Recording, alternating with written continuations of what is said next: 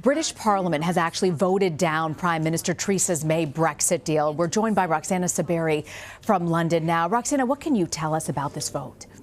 Well, Rena, lawmakers just rejected Theresa May's plan despite her last-minute pleas and their attempts today to amend the deal. She lost by a huge margin of victory, a margin of defeat, 432 votes against her plan and 202 for her plan. I mean, everything we heard was predictions would be that the margin of defeat would be like maybe 100, maybe up to 150, and 150 votes margin of defeat would be the largest in more than a century. She's lost by even more than that. This was a plan that the Prime Minister had reached with EU leaders on Britain's divorce from the bloc last November, but lawmakers on all sides have argued the deal is fundamentally flawed, keeping the UK tied to the EU rules on things like trade, but without a say in the bloc.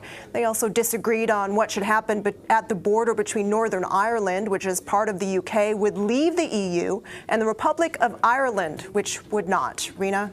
I'm curious, Roxana, what happens next? Is it over for Prime Minister May at this point? Not yet, but there will be a no confidence vote tomorrow in Parliament. If she survives it, she will work over the weekend to get a bill Parliament can try to get behind by trying to get more concessions from the EU, and she has until Monday to present that revised plan to Parliament. MPs could alternatively push for a second referendum which could overturn the 2016 vote to leave the EU, or if some MPs from May's own party have their way, the UK might leave the EU with no agreement at all. But critics, Rena, say crashing out of the EU with no deal could lead to chaos and delays at the borders and shortages of food and medicine, but the government says it's taking measures to prepare for the worst-case scenarios.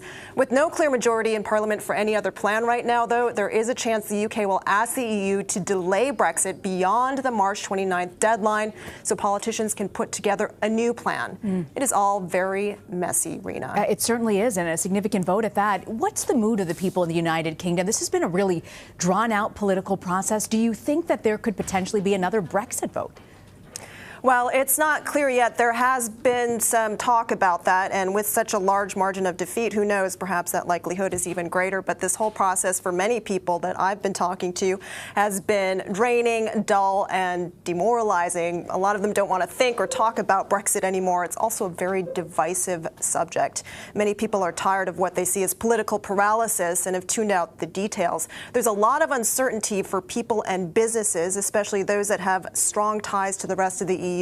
And tonight's vote, I think, just continues that uncertainty. Rena? You mentioned those businesses, Roxana. Do we have any sense of how American businesses are affected by this in the United Kingdom? Well, the U.S. Chamber of Commerce has said that the stakes are high for American companies that have invested in the U.K. as a way of accessing the EU market. Some have opened subsidiaries elsewhere in Europe to make sure they can keep doing business as usual after Brexit. The Chamber says the U.S. and U.K. are each other's single biggest investors, and British companies employ more than 1 million Americans in the U.S. The worst-case scenario for them, the Chamber says, would be the U.K. dropping out of the EU with no agreement, because that could lead to even more uncertainty for businesses. Rena? Our Roxana Saberi coming to us from London with this breaking news. Thank you very much, Roxana, for joining us.